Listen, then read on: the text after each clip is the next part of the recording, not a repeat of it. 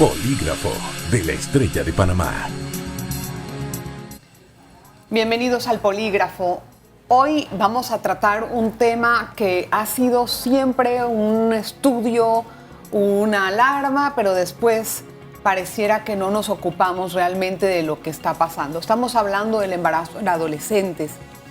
Es prácticamente un asunto endémico en el país porque las cifras o los porcentajes no parecen disminuir, al contrario, se agravan conforme pasa el tiempo porque encontramos personas, mujeres, menores de edad con más incidencia en más incidencia en el embarazo, especialmente niñas menores de 12 años, que es donde se considera una infante. Para el tema vamos a conversar con Yuri Pitti. Yuri Pitti es prácticamente una censora de todos estos problemas sociales porque ella trabaja en APLAFA. Recuérdese que es la Asociación Panameña para la Planificación Familiar. Y es un lugar a donde coinciden muchas personas para pedir atención pues, de salud, precisamente, sexual y reproductiva. Quiero darle la más bienvenida. Gracias. Gracias, Yuri, por estar con nosotros. Bienvenida a al Polígrafo de la Estrella de Panamá. Muchísimas gracias a la Estrella de Panamá por la invitación a APLAFA. En efecto, APLAFA es una organización histórica, tenemos 57 años de existir, atendemos unas 40.000 personas al año. Sí. Y creo que esta trayectoria nos ha dado la experiencia para poder hablar de temas como la educación sexual, el embarazo en adolescentes y otros problemas sociales que aquejan a Panamá. Que es un tema recurrente realmente, lo de los embarazos en adolescentes. Siempre nos quejamos como sociedad y parecemos alarmarnos, pero de ahí a que esto cambie, no lo vemos que ni siquiera haya un porcentaje de reducción mínimo, por lo menos cada año. Entonces, me gustaría que desde tu perspectiva nos digas cuál es el estado de la salud sexual y reproductiva de las adolescentes que acuden, por ejemplo, a APLAFA a buscar ayuda. Bueno, el tema del embarazo adolescente es un problema regional. Nosotros somos la tercera región del mundo con mayor cantidad de embarazos adolescentes y eso nos habla de una región que está obligando a los países a tener que tomar medidas. En Panamá particularmente estamos hablando de una proporción de 10.000 embarazos adolescentes al año. Eso en 5 años estamos hablando de 50.000 embarazos en adolescentes. Y tenemos una sociedad que se resiste a ver esto como un problema. Ante la falta de educación sexual y reproductiva, hace falta mucha desmitificación de las razones reales de los embarazos en adolescentes. Y que una de ellas, de hecho, es la normalización del abuso sexual infantil, la normalización de las relaciones de adultos con adolescentes, del abuso sexual en los hogares. Esa cifra de las adolescentes embarazadas, de ellas, ¿cuántas pueden ser menores de edad? O si se han presentado más casos de este grupo de edad. Bueno, en APLAFA la experiencia de los últimos años nos habla de un aumento proporcional de las menores embarazadas que tienen menos de 14 años. Entonces estamos hablando de que las niñas están siendo abusadas cada vez a más temprana edad y un elemento importante que hay que mencionar es que la mayor parte de estos abusos se dan dentro de los hogares. Claro. Son personas que tienen un vínculo relacional con estas menores. Y durante la pandemia, ¿cómo fue este comportamiento? Que estuvo mucho tiempo cerrado el país, también no podíamos salir, las restricciones de movilidad, en el 2020 generalmente, ¿no? Bueno, la pandemia fue un parteagua para el mundo entero, pero en Latinoamérica en particular y en Panamá se redujo el acceso a todos los servicios de salud, incluyendo los servicios de salud sexual y reproductiva. Es por eso que aunque estamos hablando de embarazo adolescente en términos de aquellos números que están registrados en el sistema de salud pública, en los registros nacionales, es muy alta la probabilidad de que existan cifras sombras de embarazos en adolescentes que no han recibido atención obstétrica, atención ginecológica durante la pandemia, como se dio con muchas otras especialidades. Pero además tenemos que recordar que al inicio de la pandemia, cuando se da la eliminación de las clases presenciales, la suspensión de las clases presenciales, una preocupación generalizada fue que niños y niñas y adolescentes se iban a ver mayormente expuestos a situaciones de violencia en los hogares al estar las escuelas cerradas. Y las escuelas y los maestros y maestras siempre han sido sensores. Siempre han sido asesores y siempre han sido un receptor importante de denuncias, una gran cantidad de las denuncias que llegan a las autoridades judiciales y de personas que llegan con preocupaciones a organizaciones como APLAFA. Son maestros y maestras que han identificado situaciones de abuso gracias a tener a los chicos y chicas en las escuelas y colegios. Entonces, también hay una reflexión importante sobre la desprotección a la que se están viendo expuestos los niños, niñas, adolescentes, y el embarazo adolescente es apenas una de las banderas rojas. Sí, la vulnerabilidad a la que están expuestos los niños, en especial creo que ahí hay una falta de conocimiento, de saber a quién acudir y qué esperar de lo que acudan a esa persona, porque cuando un muchacho o una chica está siendo abusada sexualmente, no sabe a quién contarle porque siente primero que todo la amenaza del agresor, obviamente, y cuando lo hace deberíamos de enseñarles qué es lo que tiene que esperar de esa persona, o sea, cómo es que va a ser la ayuda que le van a dar. Yo me pregunto, en ese campo, ¿nosotros estamos haciendo la tarea correcta? Yo creo que una de las grandes deudas del Estado panameño hacia los niños, niñas y adolescentes es el respeto al derecho al acceso a la información. Nosotros somos un país que tenemos muchísimos años demostrando una incapacidad de diálogo para normar de manera, para legislar sobre salud sexual integral. Y en esa deuda se ha condenado a muchísimos niños, niñas, adolescentes a no tener acceso a la información. Cuando hablamos de salud sexual integral, estamos hablando de una serie de conocimientos que son depositados en el menor, que incluyen habilidades para poder identificar situaciones tempranas de abuso, habilidades para poder diferenciar lo que es un trato adecuado y respetuoso de un adulto hacia un niño o niña adolescente y poder identificar límites. Y ese acceso a la información debería brindarle, además, como tú has mencionado, las herramientas para que el niño o niña sepa cómo denunciar. Nosotros nos encontramos muchas veces casos de personas adultas que ya adultas es que se dan cuenta que han sido abusadas, porque usualmente cuando se piensa en abuso sexual infantil, se piensa inmediatamente en la penetración y no necesariamente que tú estés expuesto a situaciones donde hay dos personas teniendo sexo, a imágenes, a videos, que seas grabado desnudo o desnuda, que seas tocado inapropiadamente, aunque no haya penetración, o que la penetración no necesariamente sea vaginal, sino que sea por otras vías. Todas estas situaciones son abuso. Y muchas personas... no se entiende como tal. Y no se entiende como tal. Que seas impulsado a tener conversaciones que transgreden los límites del respeto y del trato adecuado para la edad de un niño o niña, es de hecho abuso. Claro.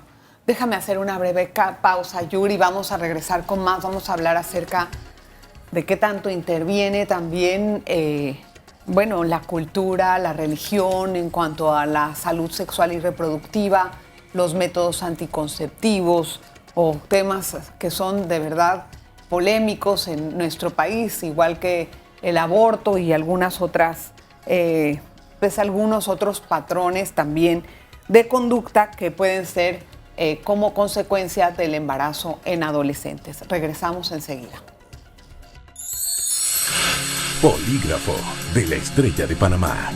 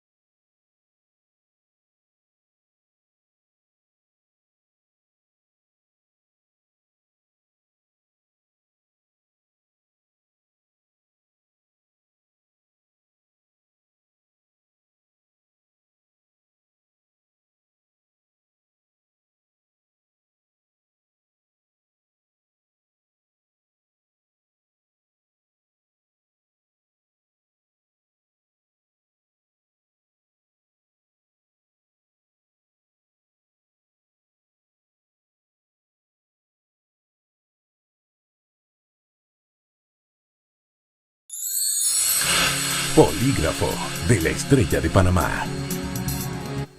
Hoy conversamos acerca de los embarazos en adolescentes y niñas también, prácticamente que son menores de 12 años. Se han presentado casos y que en realidad presentan un impacto muy grande a la sociedad y a la vida personal de estas chicas. Han llegado a Plafa abuelas de los 30 años. A los 30 años ya llegan a ser abuelas porque es un patrón de conducta que se repite, y se normaliza, como nos dice Yuri Piti.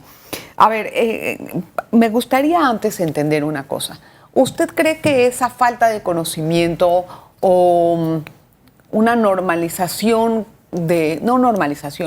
un mejor espectro sobre la salud sexual y reproductiva ha tenido que ver en la interferencia de religión, en que no se conozca bien o que no se dé a conocer en las escuelas o en las casas, etcétera? ¿Qué tanto interfiere la religión en esto? Creo que hay una mal comprensión, un mal entendimiento de lo que es la salud sexual integral. Cuando se censura la salud sexual y la educación sexual integral como un derecho de los niños y niñas y adolescentes, se hace bajo criterios que banalizan la importancia de esto o que sobredimensionan,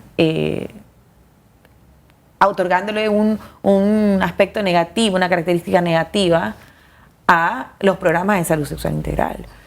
Pero las evidencias que nos da la aplicación de estos programas en la región es que a un mayor acceso a la información no tiene como resultado necesariamente un inicio más temprano de las relaciones sexuales, sino que todo lo contrario, el inicio de las relaciones sexuales se demora. Pero además, como usualmente solamente se ve la salud sexual integral y el tema de la educación sexual integral como un tema relacionado directamente a la mantención de relaciones sexuales, se omiten otros aspectos importantes, como el papel importantísimo que puede jugar el que los niños, niñas, adolescentes conozcan el cuerpo por sus nombres y los órganos por sus nombres, y cómo eso ayuda a ponerle palabras a situaciones de abuso. Omite además la importancia en la ruptura del ciclo de pobreza, del hecho de que un niño, niña, adolescente pueda planificar su vida, pueda saber cuántos hijos quiere tener en un futuro, cómo los quiere tener, cuándo los tiene que tener para poder cumplir otras metas académicas y profesionales. Sí. Y omite además un factor que yo considero que es uno de los más importantes, que es que ellos puedan volverse agentes multiplicadores en sus familias y comunidades. Porque tenemos una sociedad que por un lado niega el acceso a la educación sexual integral, por otro apuesta a la capacidad de las familias de brindarles información a los niños y niñas. Pero ¿cómo hacemos con aquellos niños, niñas y adolescentes que están siendo abusados en sus familias? Claro, ¿Cómo hacemos con esos padres y madres jóvenes que no tuvieron acceso a esa educación sexual integral y que ahora son padres y madres de niños y niñas a los cuales no saben cómo transferirles esa información? Exacto. Ahora, Yuri, esta situación cada vez que se trata crea mucha polémica en la sociedad, sí. Al igual que ver si les van a enseñar de una cosa a la otra, también se mete el tema de género, ¿no? De identificación de género y muchas veces hay se puede decir que una parte de la sociedad muy conservadora que está muy preocupada por ese tema.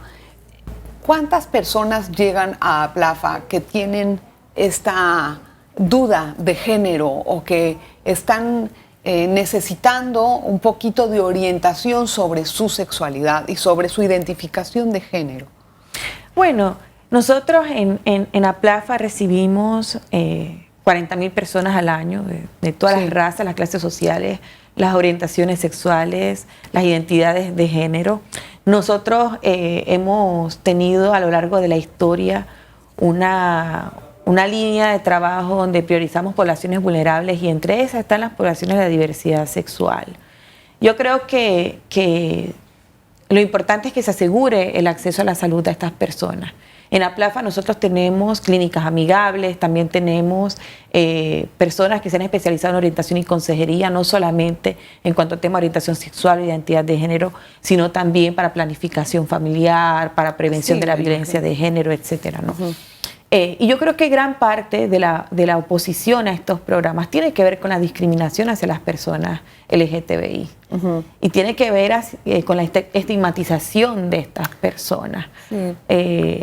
Ahora, con respecto a los pocos avances que podemos decir que hemos tenido en cuanto a abuso sexual infantil, la reciente ley aprobada sobre la identificación de pedófilos o evitar que no se acerquen, etcétera, imagino que puede ser de una ayuda, pero igualmente, ¿cuántos o cómo identificar estas personas cerca de casa y qué tipo de medidas debe de tomar una familia con respecto a eso, o una madre que está viendo a su hijo que está socializando con una persona que tal vez no estaba dentro del rol o del círculo familiar?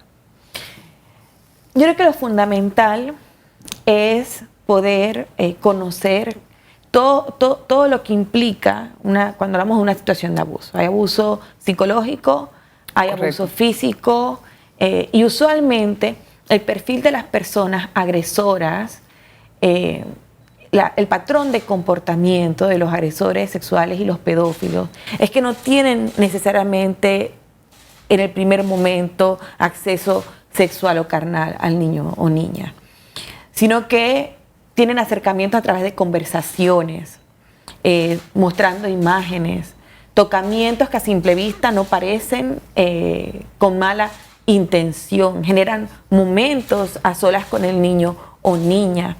Y eso es lo que a veces es más difícil de ver. Entonces es importante que a los niños y niñas les hablemos de los límites en los espacios y los límites en las muestras de cariño. Que los niños y niñas se les enseñe y esto porque la mayor parte de los abusos suceden en los hogares, lastimosamente. Así es. Que no se normalice que en el espacio del niño o niña pueda irrumpir cualquier adulto, entrar y salir cualquier adulto, tíos, primos, abuelos, que cualquiera puede bañarlo o vestirlo, que se le enseñe también, que no se normalice que familiares de la familia extensa normalicen sentar al niño o niña en las piernas permanentemente, que a niños se les obliga a tener muestras de cariño, porque eso desdibuja los límites. Claro, claro. Y coloca al niño en una situación difícil, porque nosotros vivimos también en una sociedad adultocéntrica. Y a muchos niños se les enseña que a los adultos hay que obedecerles, que no se puede estar en desacuerdo con un adulto, que hay que seguir las órdenes del adulto. Y ese conjunto de patrones culturales generan un vacío, generan confusión para el niño, generan una situación donde es más difícil identificar, donde es más difícil sobreponerme a situaciones que no son, que están fuera de lo normal, de lo correcto. Tengo que hacer una breve pausa, vamos a regresar enseguida con más. Está nuestra invitada Yuri Pitti acerca del embarazo adolescente. Vamos a hablar ahora acerca de las consecuencias también sanitarias. Hay muchas consultas con clamidia y también del virus de papiloma humano, precisamente a causa de esto en parte. Una pausa.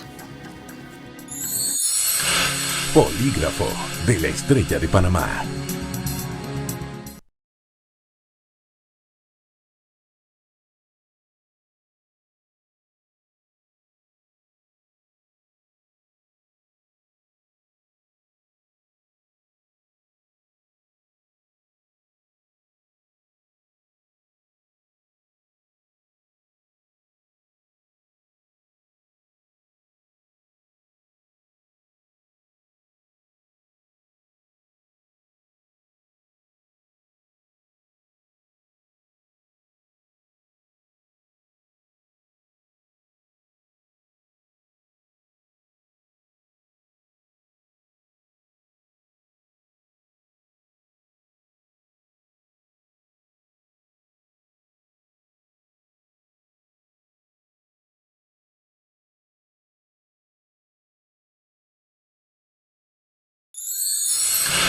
Polígrafo de la Estrella de Panamá. Vamos a explorar cuáles son las consecuencias de este abuso o de tener un embarazo en la adolescencia. Yuri, primero que todo, identificar cuáles son las zonas del país que identifica a PLAFA como las de mayor incidencia en cuanto a embarazo de adolescente. En este momento encontramos una mayor incidencia en Panamá Este, Colón y Veraguas. Veraguas, de hecho, como una de las provincias con más cifras de embarazos en adolescentes. Sí. Y son muchachas, ¿quiénes son? Es decir, ellas son originarias, son afrodescendientes. ¿Quiénes son estas niñas? Nosotros recibimos chicas de todas las clases sociales. Hay, por supuesto, un estigma de que estas situaciones de abuso suceden particularmente en las poblaciones indígenas o suceden solamente en afrodescendientes, pero el abuso sexual hacia niños y niñas está en todas las clases sociales. No, eso lo tengo claro, pero en esa incidencia que identificamos de esas 3 provincias, esas niñas, ¿quiénes son? Es lo que estoy tratando de averiguar. Creo que particularmente son chicas que no han recibido la información adecuada, muchas en situación de pobreza ya. Creo que esto tiene que ver con la investigación que publicó UNFPA el año pasado, cuando dice que el embarazo no solamente causa pobreza, sino que también suele suceder más en chicas que están en condición de pobreza. Y una gran cantidad de estas jóvenes y estas adolescentes muestran también afectaciones a su salud mental. Sí, a eso quería llegar. Entonces, ¿cuál es la consecuencia después de esta situación de abuso sexual en la adolescencia con la vida de esta persona?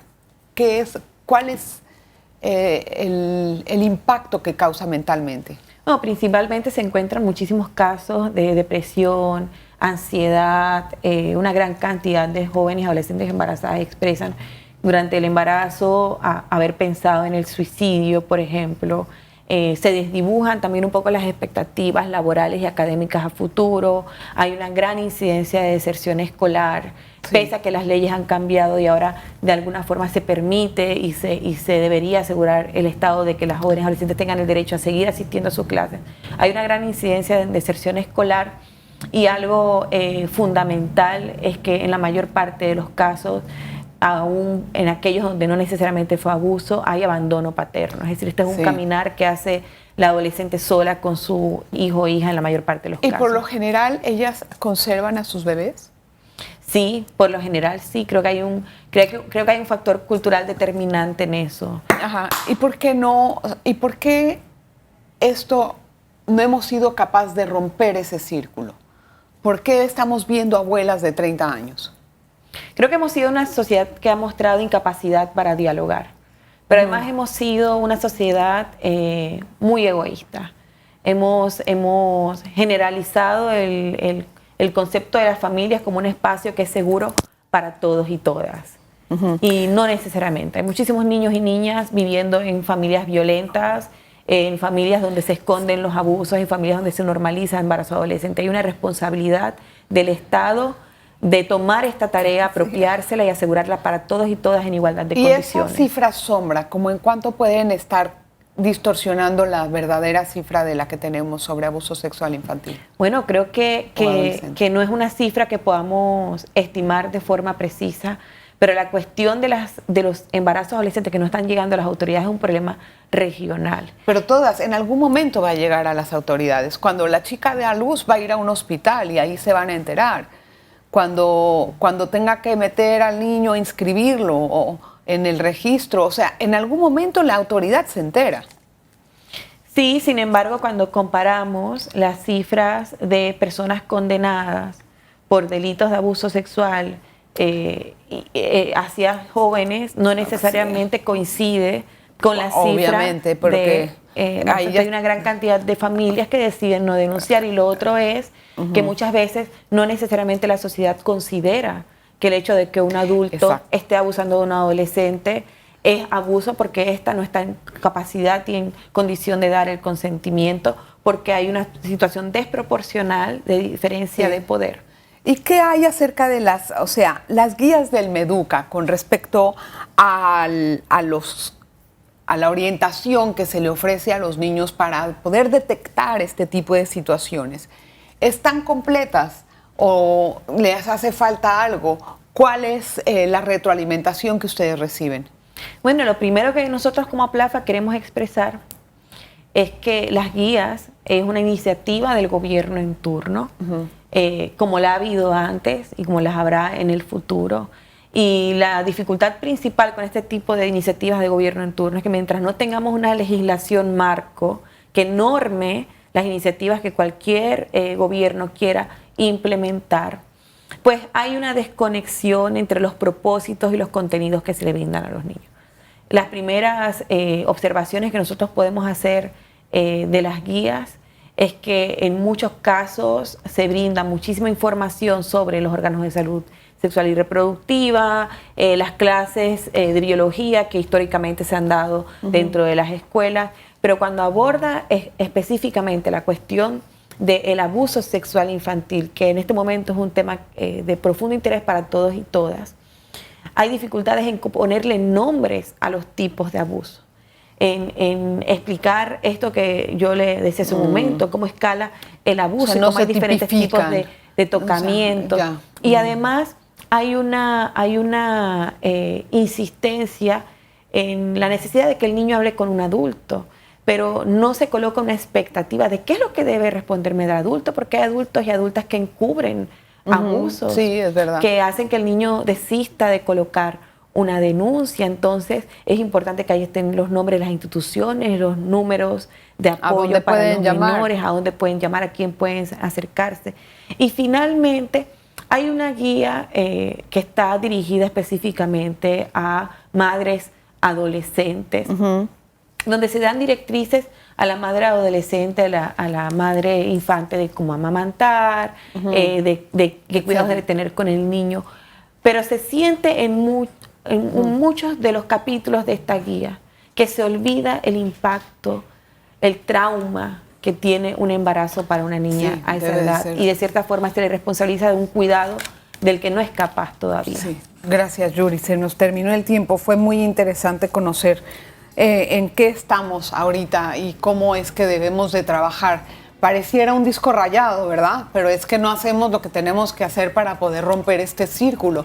Estamos viendo que el tema no está avanzando en la dirección correcta y muchas veces como que nos tapamos los ojos, no queremos verlo, pero esto más adelante o ya ahora está teniendo un impacto importantísimo social en nuestro país y productivo. Gracias, Yuri, por estar con nosotros. Y gracias a usted siempre por estar pendiente del Polígrafo. Nos vemos la próxima vez. Polígrafo de la Estrella de Panamá. Revive este programa entrando al canal 1 de VOD de Tigo.